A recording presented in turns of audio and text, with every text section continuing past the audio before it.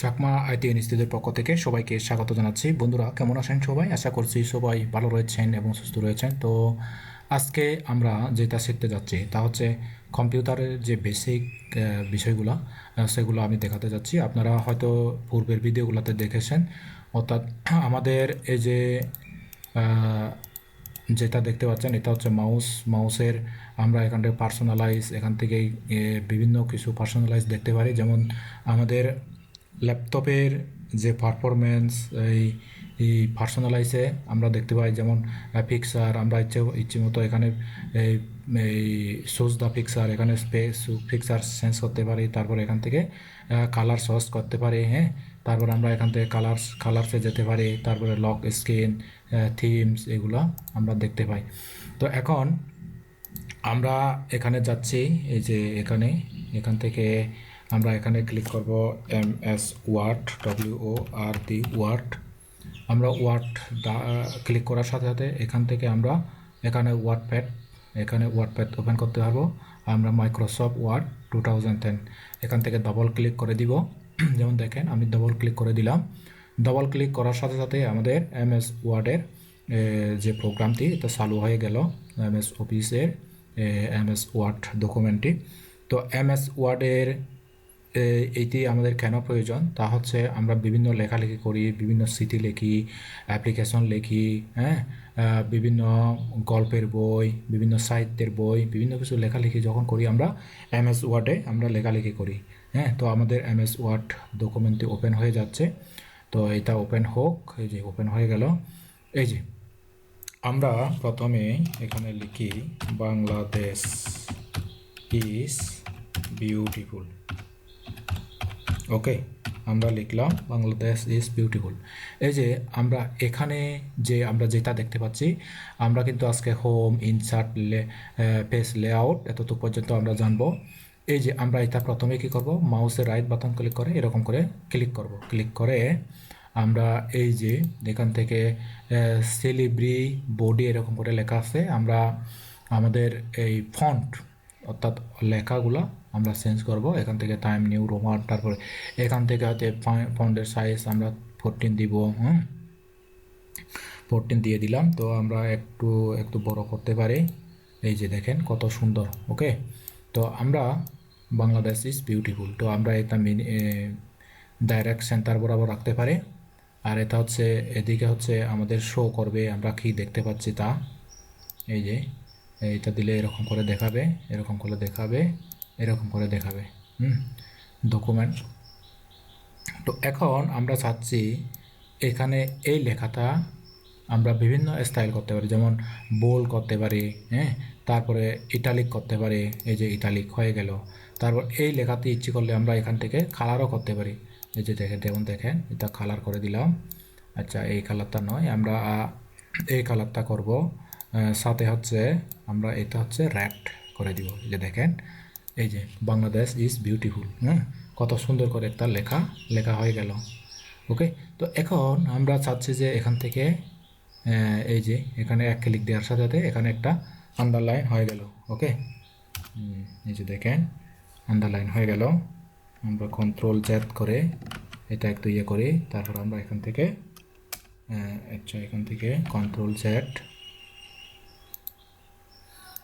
আমরা আন্ডারলাইন করলাম। ওকে, তো এখন আমরা এখান থেকে যদি আমরা এরকম করে ক্লিক করি, এই যে এখানে যদি ক্লিক করি, এই যে এখানে যদি ক্লিক করি আমরা বিভিন্ন ধরনের বর্ডার লাইন পাবো। যেমন দেখেন এই যে দেখেন bottom border, top border, left border, right border, হ্যাঁ, তারপরে নো বর্ডার, তারপরে এখানে দেখতে পাচ্ছি অল বর্ডার, তারপরে দ্রো টেবল, আমরা টেবল দ্রো করতে পারি এরকম করে। এই যে এরকম করে আমরা টেবল দ্রো করতে পারি ইচ্ছে মতো। ওকে, তো তো এটা হচ্ছে আমাদের দ্রো টেবলের কাজ। তারপর আমরা এখন ইনসার্টে যাব, হোমে আসি। তো এখন আমরা এখানে লিখে দিব বাংলাদেশ ইজ বিউটিফুল কান্ট্রি।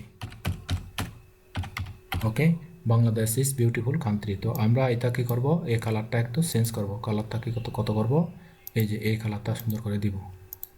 ওকে, তো এই কালারটা আমরা একটু চেঞ্জ করতে পারি, এরকম করে দিব। আমরা এই কালারটা একটু লেটারের কালারটা একটু রেড করে দিব। ওকে, তো আমরা এভাবে সুন্দরভাবে এখন আমাদের কি করতে পারি, আমরা আরও নিচে ইনসার্ট করতে পারি। ইনসার্ট মানে বিভিন্ন ছবি আনতে পারি। হ্যাঁ, যেমন আমরা টেবল ইনসার্ট করতে পারি। এখান থেকে আমরা ইচ্ছামতো টেবল ইনসার্ট করতে পারি। এই যে দেখেন, এই যে টেবল ইনসার্ট করলাম। এই টেবিলে আমরা নাম লিখতে পারি সিরিয়াল, তারপরে এখান থেকে আমরা লিখতে পারি নেম, তারপরে এখান থেকে লিখতে পারি রোল,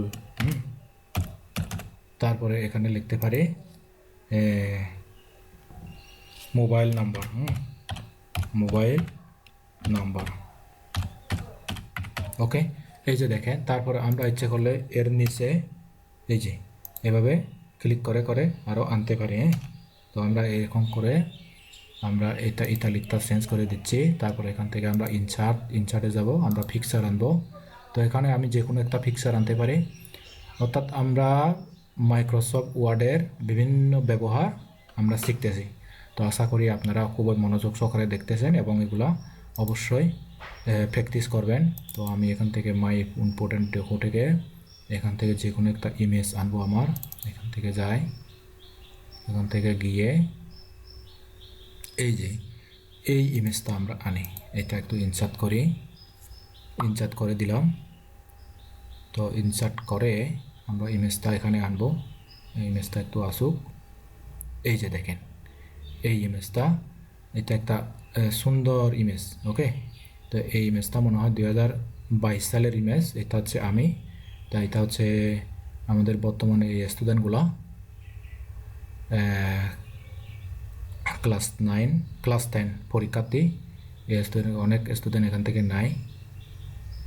তো এইভাবে কিন্তু আমরা আমরা ইচ্ছা করলে আরেকটা ডকুমেন্ট আনতে পারি। যেমন হোম থেকে যাব, হোম থেকে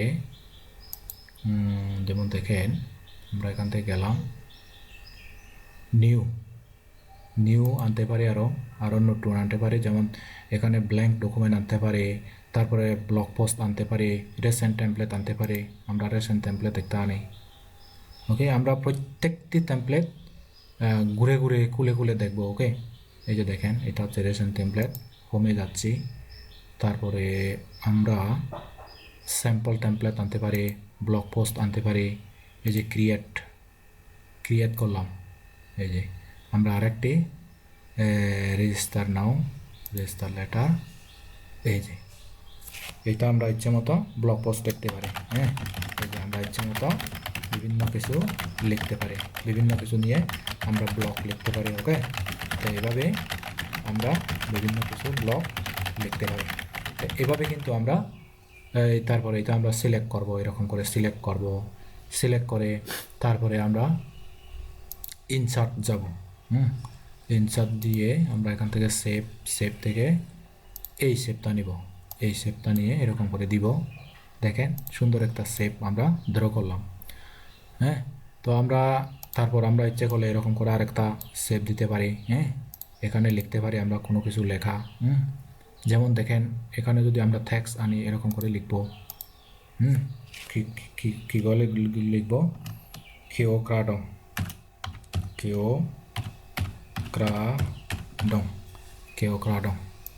এরকম করে বড় করে দিয়ে দিব। ওকে, দেখেন এই যে আমরা এই লেখাটা একটু বড় করতে পারি।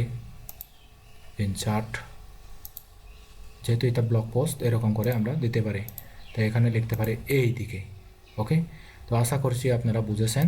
তো আমরা কিভাবে ব্লগ পোস্ট লেখা হয় এবং কিভাবে এই MS ওয়ার্ড ইউজ করা হয় তার সংক্ষেপে বিস্তারিত আমি দেখানোর চেষ্টা করলাম। পরবর্তী টিউটোরিয়ালগুলো দেখার অনুরোধ জানিয়ে আজকের মতো টিউটোরিয়ালটি সমাপ্ত করছি। সবাই ভালো থাকবেন, সুস্থ থাকবেন, নিরাপদে থাকবেন।